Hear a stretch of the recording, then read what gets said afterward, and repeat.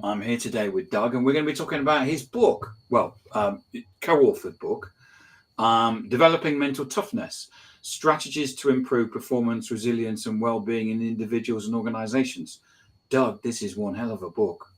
I learned so much on this. Before we dig in, tell people where they can find you. Well, they can find me through LinkedIn. I'm also on Facebook. Those are my two main channels. And through my email address. That's Doug, very simple, DOUG @aqr.co.uk. And thank you for coming on, Doug, and showing this. This is the third edition.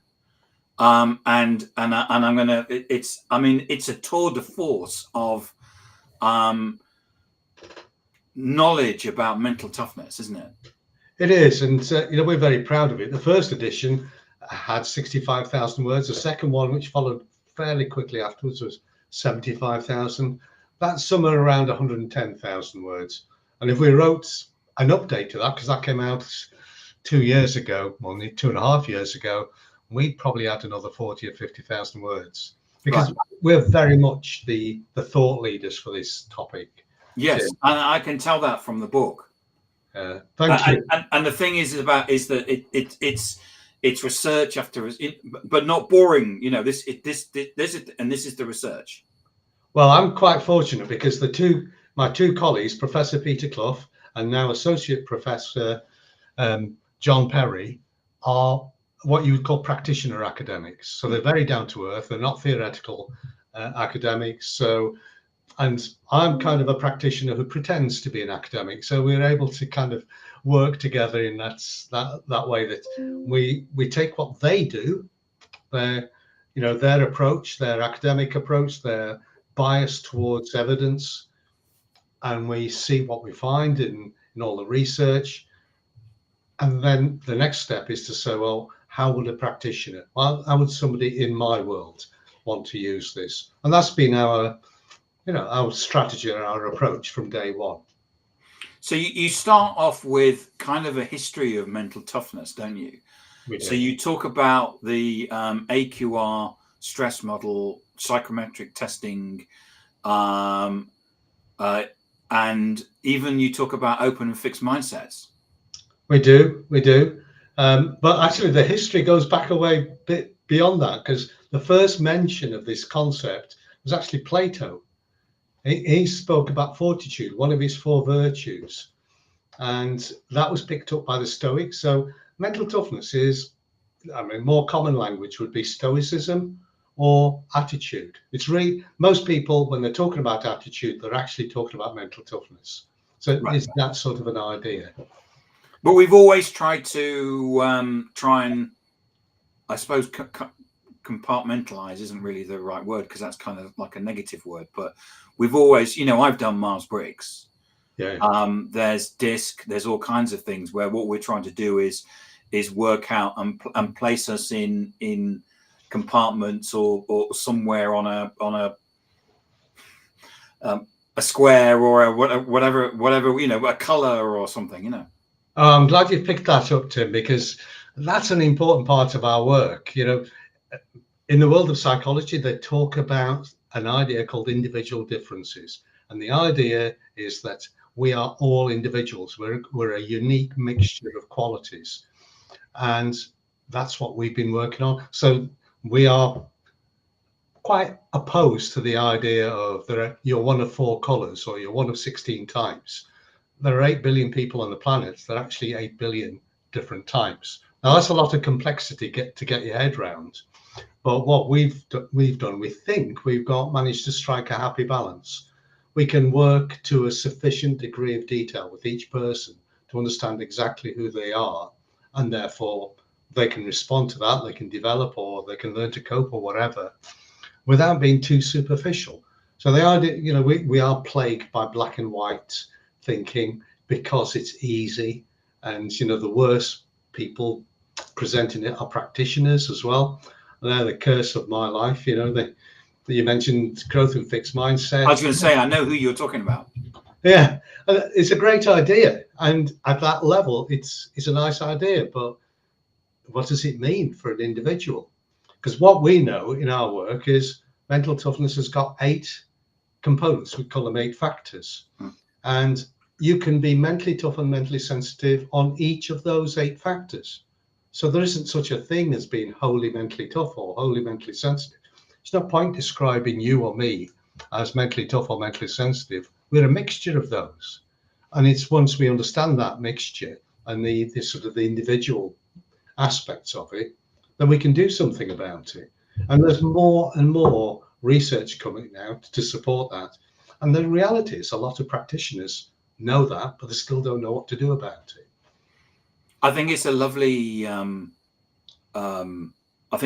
way to say you're either a fixed or open mindset, and it's nice to be able to say that you're green or red or something like that. But it at the end of the day, as you say, we're all individuals, and I think that the feedback that I get always, whether it's Myers-Briggs, whether it's open or fixed mindsets, is, well, I'm kind of an introvert, but I'm also an extrovert, and sometimes I'm an open mindset, and sometimes a fixed mindset.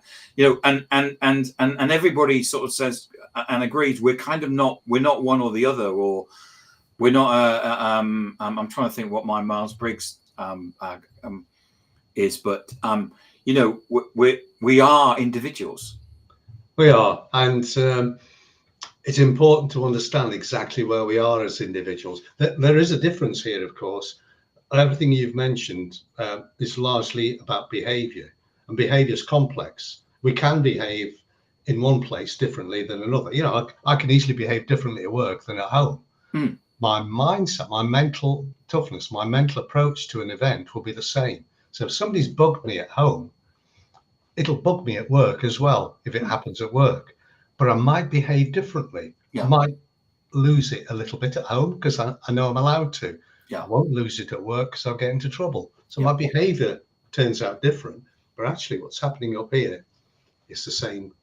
And that's something important for people to understand. In the book, you talk about your 4 C's model, don't you? Yeah. Which is control, commitment, challenge, and confidence. I'm just trying to find a diagram of it, and that's control.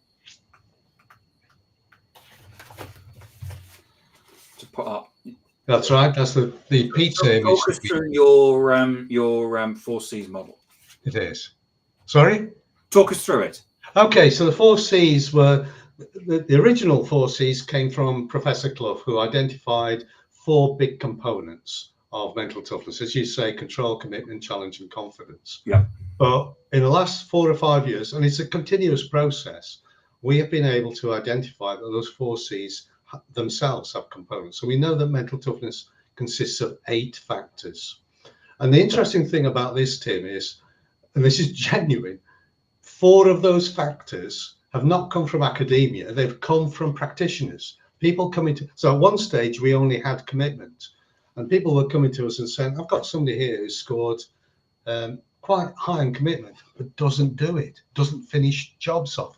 Or can you explain that? And we couldn't. So we had to go back and work that out. So we've been able to work it out. The same with challenge. People would go out and do things and then sort of try to forget about it. Well, why? So all of that impetus came from practitioners, and that's a big value to the model. So what we now know is that the 8 components are life control, that's a sense of can do; emotional control, that's where you manage your emotions; achievement orientation, which is whether you mind it to make the effort to do things; goal orientation, that's sort of about having purpose. Having purpose has risen to the top of the agenda in our world. So we can assess the extent to which you have purpose. And those 4 elements equate broadly to what people talk about as resilience. So mental toughness embraces resilience. It isn't resilience. Resilience is part of mental toughness. The other part is positivity. And that's picked up by the challenge and confidence construct. So there's risk orientation. That's about, how do I see the world that lies in front of me? Do I see it's full of opportunity, or is it full of threat? Next person sitting there alongside me can see the same thing, but will see it the other way around. Yeah. And then there's learning orientation. And for me, that's the beating heart of the whole concept. That's about when things happen, do I take time out to reflect on what's happened and do I learn from that? Because if I do, I make progress. If I don't, I keep repeating my mistakes. I get nowhere. And then there's the confidence bit that Peter Clough brought to the party, and that's about having confidence in your abilities. And that's a weird one because you can have people with a ton of ability who Yes. don't believe in their abilities. Yes. And we see that all the time. And sadly, of course, Tim, you see people with very little ability who think they've got We're stats. very confident. Yeah. Yes. And then the last one is interpersonal confidence. And that's something else that we have improved as a result of feedback from practitioners. Because originally we thought that's about assertiveness, getting your own way. It isn't. It's about being able to engage with the world around you comfortably with other people. So it's like one person will walk into a room full of strangers and will walk around the outside because they're not confident about making a connection with people. The next person will walk into the room, walk straight up to somebody, shake their hands and say, "I'm Tim Hughes. How are you?" And it's, if you've got that ability to connect easily with other people, then you can share ideas with them, you can influence them, you can learn from them. They're all important qualities. But the interesting thing is that almost very few of us are entirely high on all of these qualities or entirely low on them. We tend to have a mixture of them. Yeah. And when we're mentally sensitive on a quality, most of the time we don't notice it, but at times it trips us up and we don't know why. We just know we've suddenly failed at something or can't do something we thought we should be able to do comfortably. So those are the 8 factors. And as I said, there are 40,000 combinations of those 8 factors at a base level. Actually, if you take into account different levels, there are millions of combinations. It's really fascinating in terms of and you take us through it in terms of the different areas and walk us through and back it up with all of the various case studies you've got here. And the case studies are very powerful because practitioners relate to them. It's sometimes more difficult to relate to the research because it's quite hard to grasp. And some of the research methods, they are incredibly complicated. But what we do know is that 25% of the difference in performance between individuals can be accounted by differences in their level of mental toughness. So we know it matters for performance. We know it matters for well-being. We know it matters for agility. We've got all that evidence. But what we're also learning is a mentally tough person can still struggle and a mentally sensitive person can thrive. And that's the magic, because that means I can sit down with anybody and help them to be better at what they're doing. Literally anybody can improve.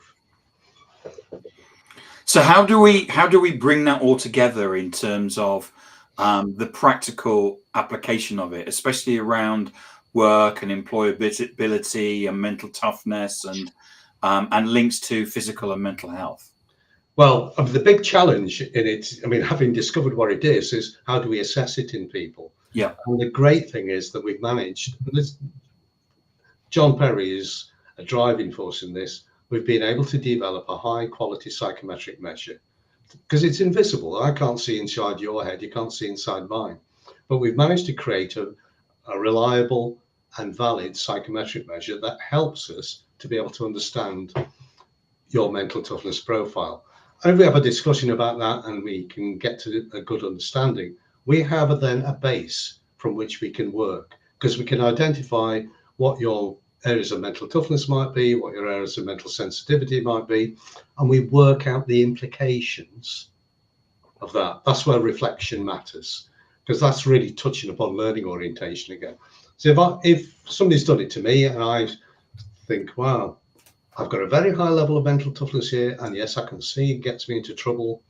I've got a low level of a level of mental sensitivity over here. I can see why that gets me into trouble. I then have two options, or two basic options.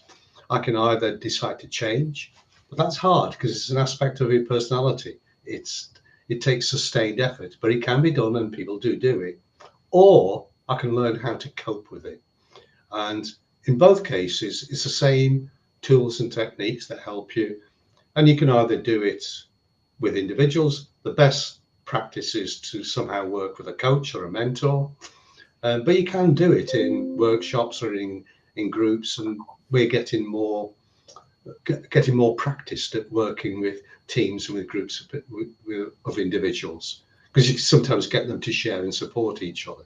That's the thing, when you really want to change something, it just takes so long to change that you need to get constant support all the time. Because if you say 35 years old, you've spent 35 years learning to think in one way, and I'm trying to change you in a couple of weeks, it can't be done. It takes often 2 or 3 months to be able to make a change that is sustained.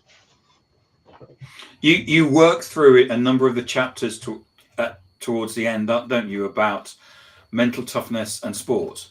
Yeah. You pick a number of verticals where you work through those different sort of sport, education, employability. Talk us through like mental toughness then in employability.